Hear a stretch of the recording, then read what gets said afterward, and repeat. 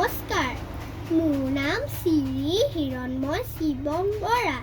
মই ক্লাছ 2ত পঢ়োঁ।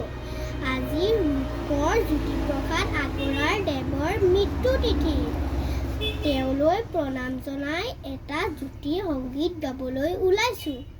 লুইতৰে পানী যাবি অবৈ, লুইতৰে পানী যাবি অবৈ, সন্ধিয়া লুইতৰ পানী সোণোৱাৰী, চহৰে নগৰে যাবি অবৈ, জয়াৰে কীৰ্তি দেশে বিদেশে, সাগৰে নগৰে ফুৰিবি কয়, লুইতৰে পানী যাবি অবৈ, লুইতৰে পানী যাবি অবৈ, মাটিৰে দেহাতী এৰি জয় এমতি, জ্যোতিৰে দেহাতী লৈ যাওঁতে যোগীয়া কীৰ্তি